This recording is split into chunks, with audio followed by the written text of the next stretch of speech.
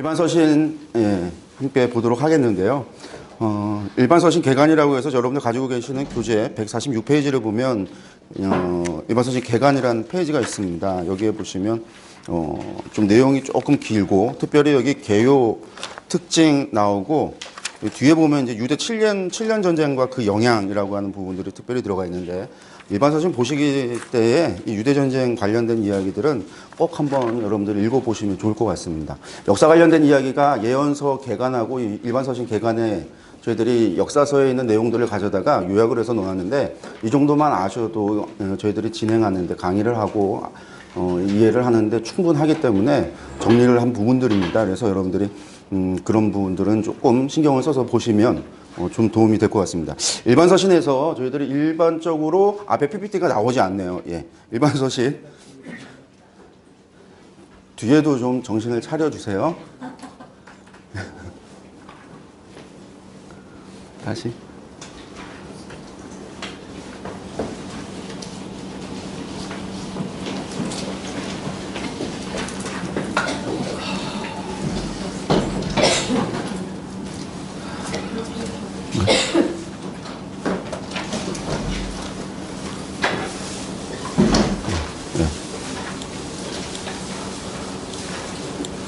우리가 이제 일반적으로 일반 서신 하면은 바울 서신보다는 그 권위나 그런 것들이 좀 떨어지는 책, 그 정도로 저희들이 생각을 합니다. 그리고 거기에 나와 있는 이야기들 가운데 많은 부분들이 저희들이 그냥 목회에 관련된 어떤 세미나들을 할 때 사용되어지는 그런 이제 성구로, 그런 이제 말씀들로 이해하는 경우가 많이 있습니다. 그래서 베드로 전서 같은 경우는 뭐 부부 관계 세미나 이런 거 할 때 아내는 남편에게 순종하고 남편은 아내에게 사랑하고 뭐 그런 얘기들을 가져다가 이야기를 하고 있는데, 말씀이 전혀 그런 분위기가 아닙니다. 일반 서신이라고 하는 것이. 그래서 이제 일반이라고 해서 이게 일반적이냐? 결코 그런 것도 아닙니다. 어떻게 보면 교회의 장로라고 할 수 있는 당시 교회의 지도자로서 가장 권위 있는 사람들이 교회 전반에게 보내는 편지이기 때문에, 바울 서신이 자신이 지었던 교회 혹은 개인적인 편지를 보내는 바울 사도의 서신보다도 일반 서신이라고 하는 편지가 훨씬 더 권위 있는 편지로 여겨졌던, 당시 교회에서 여겨졌던 그런 서신서들입니다. 그러니까 교회 수신자들의 입장에서는, 당시 교회의 입장에서는 바울 서신보다도 어떻게 보면 더 중요한 책으로 읽혀졌던 책이라고 생각해 볼 수도 있습니다. 마치 가톨릭 교회에서 교황의 교지가 내려지듯이, 그러한 교지가 내려지듯이 예루살렘 교회의 지도자, 어떤 그런 교회의 장로, 그런 사람들에 의해서 교회 전반에게 내려지는 권면의 말씀, 그리고 위로의 말씀, 그런 말씀들이기 때문에 훨씬 더 중요하다라는 말입니다. 일반적으로 일반 서신이라고도 하고 공동 서신이라고도 이야기를 하는데, 저희들은 일반 서신이나 공동 서신보다는 밖에 서신이다라고 하는 별명을 지었습니다. 저희들이. 그래서 밖에 서신이라고 하는 이유는 일반 서신에 포함되어져 있는 히브리서, 야고보서, 그리고 베드로 전후서와 요한 1, 2, 3서와 유다서라고 하는 서신서들이 대부분 밖에라고 하는 상황 속에 그 서신서가 쓰여진 배경을 가지고 있기 때문입니다. 그래서 저희들이 밖의 상황을 이해를 해야지만 이 편지들에 담겨있는 의미를 정확하게 알 수 있다는 겁니다. 야고보서 같은 것이 믿음이 없는 행함이 없는 믿음은 죽은 믿음이다. 이 말이 그냥 나온 말이 아니라 박해라고 하는 고난 상황이라고 하는, 또한 대기근이라고 하는 삼중고를 겪고 있는 교회에게 보낸 편지입니다. 그런 상황 속에서 너희의 믿음을 행함으로 증명하라라고 하는 이야기인 것이지, 이것이 칭의를 반대하기 위한, 마치 율법의 행위로 구원을 받는다라고 하는 것을 이야기하고자 쓴 편지가 결코 아니다라는 이야기입니다. 그래서 저희들이 이런 밖에 관련된 역사 배경을 조금만 더 주의 깊게 본다면, 일반 서신의 의미가 말씀을 그 장로들이 썼을 때의 상황과 그 원래의 의도를 이해하는 데 있어서 좀 더 도움이 된다라고 볼 수 있을 것 같습니다. 일반 서신 개관을 보시면 편지가 바울 서신이 이렇게 많이 쓰여져 있고, 일반 서신이 대부분 뒤에 있는데 야고보서만 딱 앞에 있습니다. 그래서 야고보서가 46년에서 49년에서 모든 서신서들 가운데 혹은 신약 성경 가운데 가장 먼저 기록되어졌을 것이다 라고들 이야기들을 하고 있습니다. 그래서 이제 46년에서 49년 사이에 야고보서가 기록되어졌다라고 보고, 이후로 베드로전서가 쓰여질 때가 62년부터 쓰여집니다. 그래서 이때부터 시작해서 약 90년까지, 그리고 이제 96년 마지막 요한계시록까지 해서 이 후기 바울 사도 외의 서신서들이, 또한 요한계시록도 서신서에 포함된 계시록이죠. 7교회에게 보낸 편지니까 그렇게 보내지는 책들이다라고 여러분들이 좀 생각을 하셨으면 좋을 것 같습니다. 이렇게 본다면 야고보서는 예루살렘에서 교회를 대상으로 쓰여졌는데 이 1차 전도 여정이 갈라디아서보다 조금 앞에 쓰여졌다. 히브리서부터 베드로 전후서 같은 경우는 이 바울 사도께서 로마에서 연금된 상태에서 풀려났을 때, 특별히 저희들이 이야기할 때는 연금 상태에서 풀려나서 이 아가야, 마가도니아, 아시아, 로마라고 하는 이 지역에서 다른 곳으로 이동해 있었을 때, 그래서 이 소아시아 지역에 있었던 문제들에 대한 소식을 접하지 못해서 그것에 대하여 편지를 쓰거나 어떤 반응을 할 수 없는 상황, 부재 상황이라고 저희들이 표현하는데, 그런 부재 상황 속에서 베드로 사도가 편지를 쓰게 되어졌다라고 해서 이런 4차에서 5차 사이에 풀려났던 기간으로 저희들이 보고 있는데, 그것은 들어가서 조금 더 말씀을 드리겠습니다. 그리고 유다서 같은 경우는 예루살렘이 멸망하는 70년에 멸망하고 이후에 있어지는 교회 상황 속에서 특별히 쓰여졌던 책이 유다서인데 73년에서 80년으로 저희들이 연대를 잡고 있습니다. 그래서 지금 이제 저희들이 보게 되는 것 가운데 요한서신을 제외한 요것들을 점심 먹기 전에 저하고 함께 보도록 하겠습니다. 일반 서신 개요에 보시면 야고보서, 히브리서, 베드로, 전후서, 유다서, 요한 1, 2, 3서인데 기록자가 다 보면 주님의 동생, 예수님의 동생이 야고보가 썼다. 베드로, 히브리서는 누가 썼는지 모르고, 베드로 전후서는 사도 베드로가 썼고, 유다서도 주의 동생 유다가 썼고, 요한 1, 2, 3서는 사도 요한이 썼는데 당시에 장로 요한이라고 이야기하는 교회의 어른이었습니다. 야고보, 주의 동생 야고보는 49년 공의회 때 마지막 판결을 내리는, 그것에 대해서 더 이상 이방인에 대해서 율법을 강요하지 말라고 예루살렘 공의회에 결의를 하게 되는 사람이 이 야고보 장로였습니다. 그러니까 예루살렘 교회의 지도자였던 사람이고요. 사도 베드로는 우리가 너무나 잘 알다시피 12 제자들 가운데 수제자로 여겨졌던 사람이었습니다. 주의 동생 유다도 예루살렘 멸망 이후에 교회의 장로로서, 야고보 장로는 62년에 순교를 당합니다. 62년에 순교를 당하고 주의 동생 유다가 이때에 예루살렘 멸망 이후에 교회 지도자가 되어지고 90년경에 가면 사도들이 다 순교를 당해요. 교회 장로들도 순교를 당하고 거의 대부분의 1세대라고 이야기할 수 있는 사도들이 다 순교를 당하고 사도 요한만이 남아있는 상황에서 사도 요한을 특별히 장로로, 교회의 사도로서 또한 장로로서, 교회의 어른으로서 에베소 교회에서 교회 지도자로 그렇게 제자들을 양육하고 있었을 때에 사도 요한이 아시아에 있었던, 특별히 에베소에 있었던 그 가정에게 또는 교회에게 편지를 쓰는 이야기가 요한 1, 2, 3서입니다.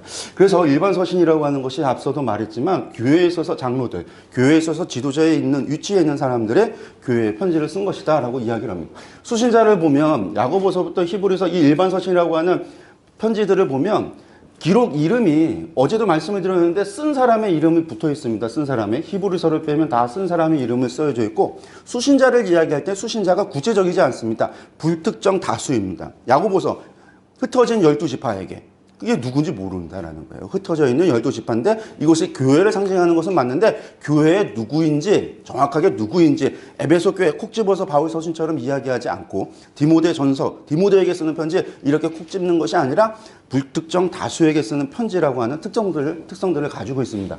히브리서 같은 경우는 바울 서신처럼 수신자의 이름이 들어가 있는데 히브리인들이 도대체 누구인지 모릅니다.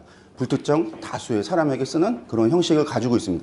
바울 서신 같은 경우는 서론과 본론과 결론이라고 하는 편지 형식을 가지고 있는데, 이 일반 서신 가운데는 편지 형식을 가지고 있는 베드로 전후서와 같은 것도 있고 요한 2서 3서와 같은 것도 있지만, 이 요한 1서 같은 경우, 야고보서 같은 경우, 히브리서 같은 경우는 편지 형식에서 조금 벗어나 있습니다.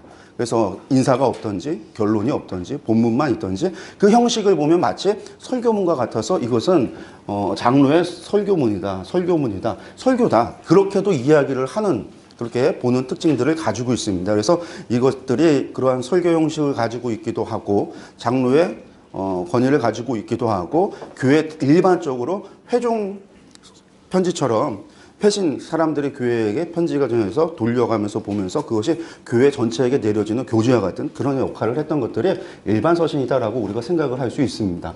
일반 서신을 이해하기 위해서 교회들을 조금 이야기를 하고 밖에 대한 이야기를 하려고 합니다.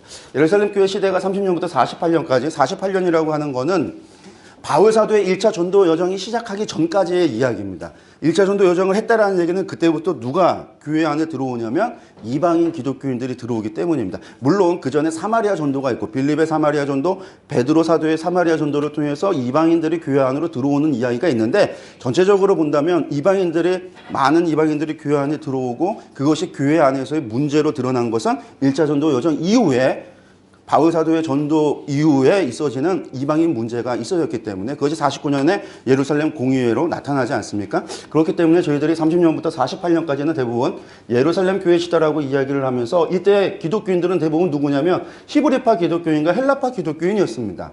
교인들을 구분을 한다면 그럼 이들은 다 누구냐? 이 사람들은 전부 다 유대인들이죠. 유대인들 가운데 이 레반트 지역에 히브리 쪽에 살고 있었던 사람들을 히브리파 기독교인이라고 이야기를 했고 다른 로마 사회의 다른 곳에 있어졌던 사람들, 디아스포라 되어졌던 사람들이 유대인들 가운데 오순절 사건을 통해서 예수님을 접했던 사람들을 헬라파 기독교인이라고 이야기합니다. 그래서 히브리파 기독교인과 헬라파 기독교인 가운데서도 분쟁이 일어나서 그 분쟁 때문에 해결하기 위해서 교회가 결정하게 되어지는 것은 헬라파 기독교인들 가운데 일꾼을 세우는 것으로 문제를 해결하는 것을 우리가 사도행전에서 볼 수 있습니다. 48년부터 73년까지는 73년이라고 하는 기간이 어떤 때냐면 유대 전쟁이 끝나는 해가 73년입니다. 66년부터 시작됐던 전쟁이 7년의 유대 전쟁이 70년에 예루살렘이 멸망하고 73년에 마사다가 함락되면서 유대 전쟁이 끝이 나요. 유대 전쟁이 끝이 났다라는 얘기는 이제 유대인들이 더 이상 교회 안에서 이 유대인이라고 하는 사람들이 가질 수 있는 특권이 사라졌다. 교회의 권위가 사라졌다. 유대인들이 가지고 있었던 힘을 상실했다라고 생각하시면 됩니다. 제사장 계열이 망합니다. 성전이 없어지니까 더 이상 제사장이 망하고 제사장과 함께 이익을 추구했던 사두개인도 망하고 당시 열심당원으로 열심히 독립운동을 했었던 사람들도 망하고 그러니까 유대 신학에 있어서 나오는 유대 분파들 가운데 유일하게 남는 분파가 누구냐면 바리새인들만이 남게 되고 그 바리새인들은 회당을 중심으로 종교성을 유지하는 데 있어서 중요한 역할들을 하게 되는 거죠. 그리고 90년에 얌니아에서 얌니아 회의를 통해서 사내들인 공의회를 재건하게 됩니다. 그래서 이 로마 제국에 흩어져 있는 유대인들을 대표하는 사내들인 공의회를 재건하게 되는 게 90년에 바리새인들로 인해서 이루어지는 겁니다. 그래서 73년까지는 48년에서 73년까지는 바울 사도의 전도 여정 시대라고 이야기를 했는데 이때에는 교회 안에 할레파 기독교인과 무할레파 기독교인으로 우리가 나누어서 생각해 볼 수 있습니다. 물론 여기 더 나눌 수 있습니다. 히브리파 기독교인, 헬라파 기독교인 나눌 수가 있는데 저희들이 사도행전을 보고 서신서를 볼 때 주요 문제는 할레파 기독교인과 무할레파 기독교인들 가운데 있어지는 대립이 있다는 거죠. 할례를 받아야 된다. 율법주의자들. 이 할레파 기독교인들은 대부분 유대인들이 되어진 사람들이고 무할레파 기독교인들은 이방인 기독교인들인 거죠. 그 유대인 기독교인들 가운데서도 바리새인들과 같은 사람들이 회심했던 사람들, 제사장들 가운데 회심했던 사람들, 그런 사람들이 계속해서 율법에 대해서 이야기하고 율법을 강조하는 그런 문제가 이 바울 사도의 전도 여정 시대 때 있어지는 할레파와 무할레파 기독교인들입니다. 그러니까 이때 대부분은 어떤 이방인 그리스도인들이 이렇게 나눠질 수 있고 또 이방인 기독교인이라고 하는 사람들도 이때의 주를 이룹니다. 그러니까 이때의 주 시대는 이방인 기독교인들의 교회의 주를 이룬다라고 보시면 되겠고요. 73년 예루살렘 멸망하고 100년까지 이어지는 이 시대, 유대 전쟁 이후 시대라고 저희들이 이름을 지었는데 이때는 흩어진 유대인 기독교인이 있습니다. 그러니까 유대인 기독교인들 가운데 흩어진 유대인 기독교인들이 있어서 이들을 뭐라고 이야기하냐면 디아스포라 기독교인이다라고 이야기하고 또한 이방인 기독교인들이 교회 안에 존재합니다. 여러분들이 우리가 이제 이것을 기억을 하면서 일반 서신을 들어가서 일반 서신에서 이야기하고는 수신자가 누구인지 교회 교인들이 누구인지를 좀 보도록 하겠습니다. 그리고 이제 그 전에 우리가 이제 박해 역사를 봐야 되겠죠. 박해 역사를. 여러분들 갖고 계신 교재를 치면은요. 교재 가운데 150페이지 팁으로 표가 그려져 있고 그리고 이제 148에서 149까지가 이것에 대해서 설명을 하고 있는 겁니다. 여러분들 처음 보시면 교회가 30년에 예수님께서 승천하시고 나셔서 교회가 오순절 사건을 통해서 시작이 되는데 이때 박해 세력이 있다라고 한다면 누구였냐면 사실은 이제 30년부터 62년 경우 여기까지가 성경에서 나타나는 주요 사람들이 누구냐면 유대에서 있어지는 유대교 박해입니다. 유대인들이 있어지는 박해가 있는데 초반에는 누가 주를 이루었냐면 제사장과 사두개파 사람들이었습니다. 그래서 베드로와 요한이 사내들인에서 경고를 받고 재판을 받을 때 다 누구로부터 있어졌던 것이냐면 제사장들과 사두개인들로 해서 성전에서 복음을 전하는 일로 인해서 그들이 재판을 받고 하는 일들이 있어집니다. 그리고 62년에 스데반의 순교가 결정타가 됩니다. 32년이요. 32년 스데반의 순교가 누가 기독교를 박해하는 계기가 되는 거냐면 바리새인들이 이제 기독교를 박해하기 시작을 합니다. 반대하기 시작을 하는 거죠. 그래서 바리새인들이 됐다. 대부분 제사장과 사두개인들은 어디 사는 사람들이냐면 예루살렘에 사는 사람들이고, 바리새인들은 유대인들이 사는 곳, 회당이 지어진 모든 곳에 바리새인들이 있었습니다. 그러니까 가는 곳마다 회당에서 복음을 전했던 바울 사도는 누구의 도전을 받아야 됐고 누구의 박해를 받았냐면 바리새인들의 박해를 받을 수밖에 없는 거죠. 그래서 유대인의 박해를 받았다 하면 그것에 앞장섰던 대부분의 사람들이 율법주의자고 바리새인들이다라고 생각을 하면 됩니다. 그래서 이때는 율법주의자들에 의한 박해가 32년부터 32년까지 있어지는데 스데반의 순교로 있어집니다. 특별히 헬라 기독교인들에 대한 박해가 있어집니다. 그러니까 우리가 기억을 해야 되는 게 이때까지만 해도 히브리파 기독교인들이 있고 헬라파 기독교인들이 오순절 이후에 함께 예루살렘 교회를 이루어서 하나님을 예배하고 말씀을 배우고 함께 그렇게 신앙생활을 하다가 스데반의 순교 이후로 예루살렘에서 박해가 일어나자 성도들이 흩어졌다라고 되어져 있습니다. 그 흩어진 사람들 가운데 구레데 사람들 몇 명이 안디옥에 가서 이방인에게도 복음을 전했더니 수많은 사람들이 복음을 믿고 예수님을 영접하더라라는 기록이 있는데, 이처럼 그렇게 흩어졌던 사람들, 그들이 누구였냐면 도망갔다라는 게 아니라 유월절을 지키고 절기를 지키기 위해서 예루살렘에 모였다가 그 뒤로 계속 그곳에서 살던 헬라파 기독교인들의 대부분이 자신의 고향으로 돌아갔던 겁니다.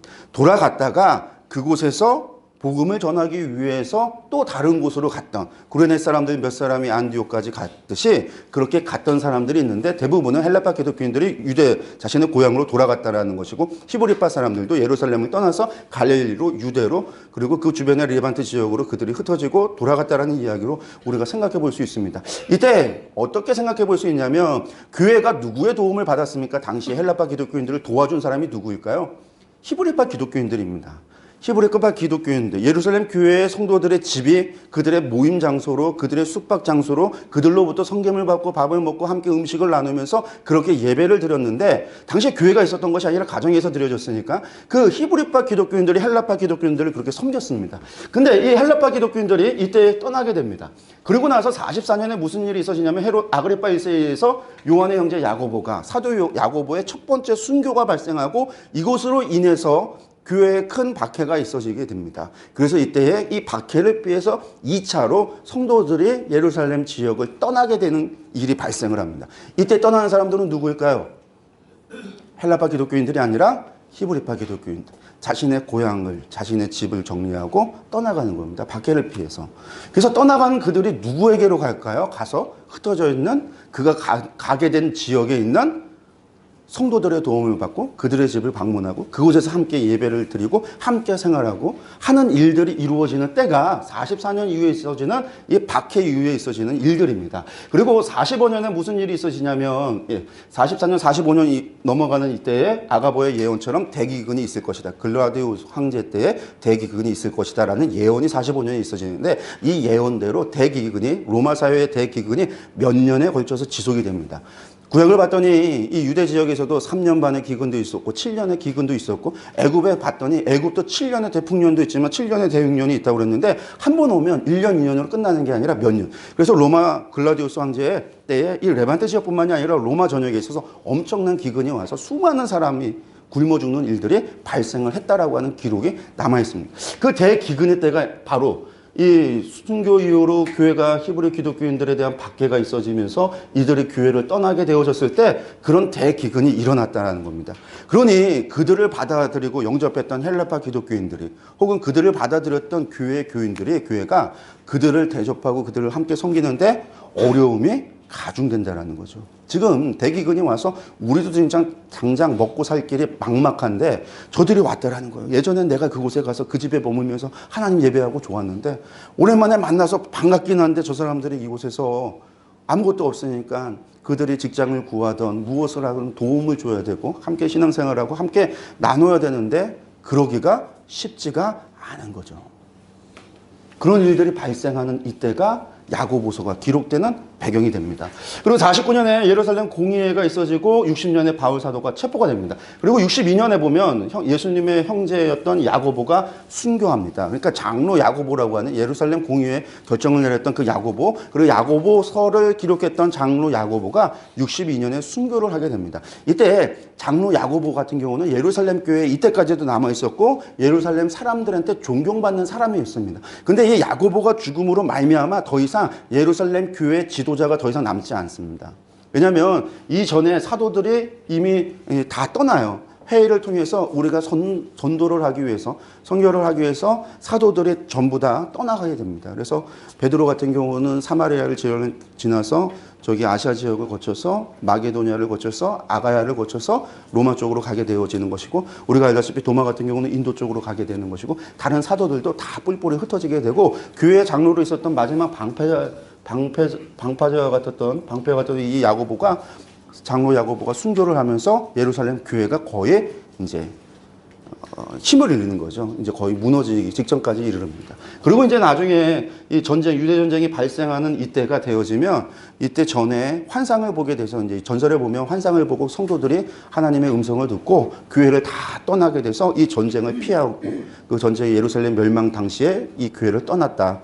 그런 이제 기록들이 남아 있는데, 어쨌든 그때까지 예루살렘 교회는 이제 힘을 잃게 됩니다. 그러니까 예루살렘 교회에서 어느 교회가 중심이 되어지냐면 안디옥 교회가, 알렉산드리아 교회가, 그리고 나중에 에베소 교회로 이렇게 중심이 변화되게 되어집니다. 그리고 나중에는 이제 로마까지 이제 바뀌게 되는 것이죠.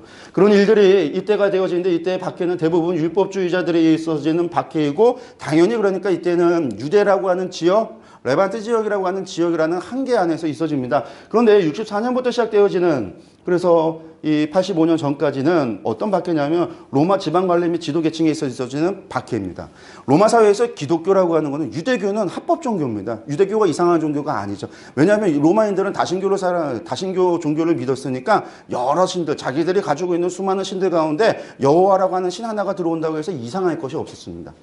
로마 사회에서도 사교라고 할 수 있는 것들에 대해서 박해를 하고 그런 것들을 탄압한 적이 있습니다. 그래서 켄트족이라고 하는 사람들이 떠나서 영국으로 넘어가고 그런 이제 종교 박해가 있어졌던 적이 있지만, 일반적으로 종교에 대해서 박해를 하지 않고 관용 정책을 했습니다. 그래서 유대교 같은 경우는 합법 종교로서 존재하게 됐던 것이고, 기독교 같은 경우도 합법 종교, 그러니까 합법이다 불법이다 떠나서 로마 사람들의 눈에서는 그냥 유대교의 한 분파 정도로만 여기고 문제가 되지 않아요. 그런데 그들이 왜 박해가 되어지냐면, 대부분 이때는 유대 율법주의자 유대인들에 의해서 무엇이 발생하냐면, 로마 초기에는 로마 관리들을 선동하고 그들에게 돈을 주고 선동을 해서 이 기독교인들이 로마 황제를 반대한다, 다른 주를 섬긴다, 그렇게 이제 이야기하면서 말미암아 지방 관리들에 의한 박해가 있었어요. 그리고 이제 교회 신앙생활을 하는 게 그들의 신앙과 충돌함으로 말미암아 집안에서 예배를 드리고 지방에서 지방 제사를 드려야 되는데, 이게 뭐 그리스도를 믿는다라고 하는 것이 자꾸만 안 오는 거죠. 자식이 안 오는 거죠. 아내가 안 오는 거죠. 종이 참석을 안 하는 거죠. 그러니까 주인이, 아버지가, 남편이, 아내가 누구예요? 사회 관계 속에서 있어지는 트러블이 있어지는 겁니다. 그래서 그 트러블 속에서 나오는 박해가 존재하는 때가 이때입니다. 그래서 이때 그런 박해들이 있다가 유대 7년 전쟁 이후로는 조금 이제 상황이 더 안 좋아지긴 하는데, 어쨌든 그런 박해들이 주로 있어지고, 특별히 이 로마 대화제 사건 때 기독교가 했다, 네로의 거짓말을 통해서 이때만 로마, 이탈리아 반도, 이 로마 안에서만 그런 심각한 박해가 있어지게 되면서 베드로 사도가 순교를 하고 바울 사도도 67년에 순교를 하는 일들이 있어지고 네로의 자살로 멈춰지게 되는데, 유대 기독교가 로마 사회에서 정확하게 불법 종교로 되어지는 것은 도미티안 황제가 85년에 황제 숭배를 공식화해서 강조하게 되면서부터 시작되는 일입니다. 그리고 이제 그 피크는 도미티아누스 황제가 95년과 96년에 공포 정치를 하면서 자신을 반대하는 사람들을 다 죽입니다. 그런 이제 피해 숙청을 하면서 공포 정치를 할 때 이 기독교를 향한 박해가 가장 심했던 때입니다. 그러고 나서 이제 도미티아누스 황제가 살해당해서 죽고 난 다음에는 풀릴 줄 알았는데, 지속적으로 이제 황제 숭배는 지속되어지고 불법 종교로 낙인 찍혔던 기독교는 계속해서 불법 종교. 그래서 우리가 알고 있는 로마 사회의 오현제라고 하는 로마 그 천년 역사 가운데 가장 그 팍스 로마나를 이끌었던 오현제 시대조차 기독교를 향한 박해가 가장 심각했던 때였다라고 하는 것들을 우리가 좀 알 수 있습니다. 그러니까 이런 박해 상황 속에서 야고보서는 40년에서 49년 요 때에 기록되어졌다. 이 기근 때라고 하는 것을 기억하시면 좋겠고요. 그리고 히브리서는 이 네로 황제 박해 때인데 사실 유대 전쟁 직전에 기록된 것이 히브리서다라고 생각하시면 되고, 그리고 베드로전서, 베드로서는 네로 황제 박해가 있어지는 요 때인데 요 때쯤에 이 베드로 전후서가 기록되어졌는데 어디에 기록되어졌냐면 아시아 전쟁. 본도, 비두니아, 갑바도기아, 갈라디아, 아시아 요 지역에 있어졌던 지역에 편지를 썼던 것이 이곳이다라고 생각하시면 될 것 같습니다. 70에서 80년 사이에 유다서, 예루살렘 멸망하고 나서 로마 사이에 흩어졌던 기독교인들, 특별히 유대인 기독교인들을 향해서 썼던 편지가 유다서다. 그리고 이제 요한 1, 2, 3서가 에베소에 있었던 교회에게 썼던 편지다라고 생각을 하면 좋을 것 같고요. 여기서 볼 때 붉은색으로 되어져 있는 야고보서, 히브리서, 유다서는 히브리인 기독교인들, 유대인 기독교인들에게 편지를 쓴 겁니다. 파란색으로 되어 있는 베드로 전후서, 요한 1, 2, 3서는 이방인 기독교인에게 편지를 쓴 겁니다. 레반트 지역이라고 할 수 있는 이 예루살렘과 유대와 갈라디아 이 지역에 있었던, 갈라디아가 아니죠, 갈릴리 지역 근처에 있었던 기독교인들에게 쓴 편지가 야고보서와 히브리서라고 이야기할 수 있고, 아시아 지역에 쓴 편지라고 한다면 베드로전서, 베드로후서, 요한 1, 2, 3서가 되어지는 것이고, 로마 전역이라고 하는 불특정 다수뿐만 아니라 지역조차도 정확하게 알 수 없는 곳이 유다서다라고도 구분할 수 있습니다. 이런 것들이 지금 일반 서신 개관안에 담겨 있는 내용입니다.